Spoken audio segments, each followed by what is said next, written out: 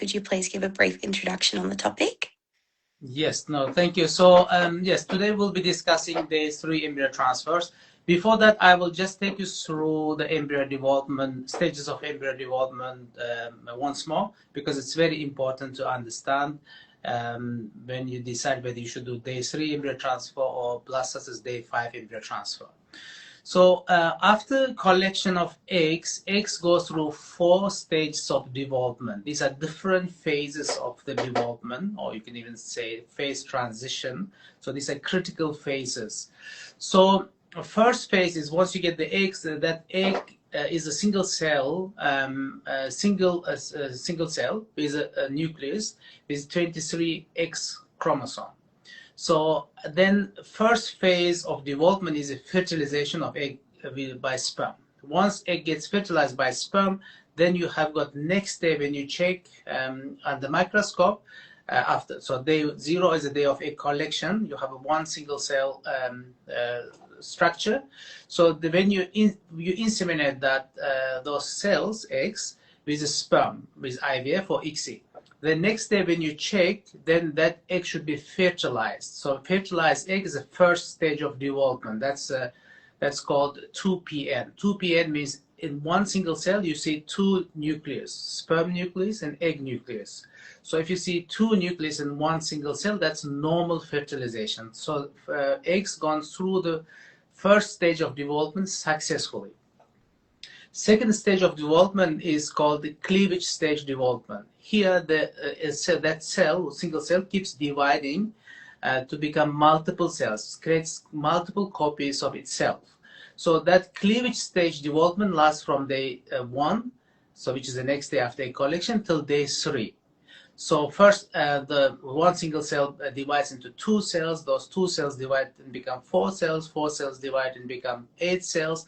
So after 8 cells, then you get 10 cells or so. Then you go to the next stage of development, which is called morula stage of development. That's day 4 of embryo development, which is 4 days after the egg collection. Before it becomes morula, it becomes compacting morula. Those 8 to 10 cells of cleavage stage embryo, so compacts on itself, then all the cells starts merging and they become morula. So that's day 4 embryo. So the next stage of development is a blastocyst stage of development. So then on day 5 and day 6, embryo becomes blastocyst. So blastocyst stage means that you have 2 cell lines. You have got surrounding shell cells that becomes placenta. Then in the middle of that shell cell, you have an inner cell mass, that's baby cells.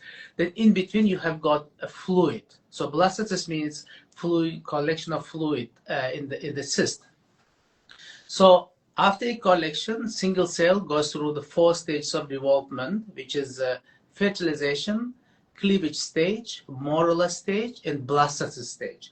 All the stages are critical phase transition, which means if egg or sperm abnormal or embryo is abnormal, embryos cannot go through the next stage of development. They just simply stop developing or run out of energy, stop developing. So, and then you have a failed embryo development for that embryo.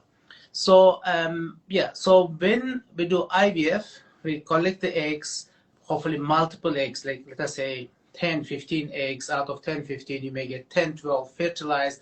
Then we put those fertilized eggs, which is called embryo now, on day 1 in the incubator. So in incubator, you can grow these embryos in 2 different ways. So best way of growing embryos is a single stage incubation, which means you put, let us say you had an egg collection on Monday, on Tuesday morning, embryologist checks, deselects all the unfertilized eggs, discards unfertilized eggs, and all fertilized eggs they put in the incubator, and they do not open the incubator until day 5, until the blastocyst stage, when you can do the transfer or freeze the embryos. That's called single stage development, single stage incubation. So that's by far the best, because you don't disturb.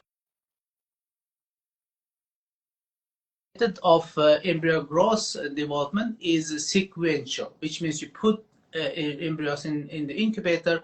On day 3, you open the incubator, you take out all the embryos, check the the grades under the microscope, and some clinics or some patients do embryo transfer on day 3. They select 1 or 2 embryo and transfer, the rest of the embryos they put back in the incubator and keep growing until blastocyst stage, day 5 and day 6. Then if they have a good grade embryos, then freeze those embryos, and poor grade embryos get discarded. So this is sequential embryo development. So in the past, until maybe 15 years ago or 20 years ago, we could not grow the embryos properly until blastocyst stage. This is why we used to do a lot of day 3, day 2 transfers. Why? Because this technology for culturing embryos were not optimal. That's why we were very worried if you don't transfer these embryos on day 3, we're going to lose them. And this is why pretty much most clinics were practicing day 2, day 3 transfer or cleavage stage transfer. Now most clinics do only single stage development, or even if they do sequential embryo incubation, they do blastocyst grade embryo transfer, which is the most optimal, which is what I recommend.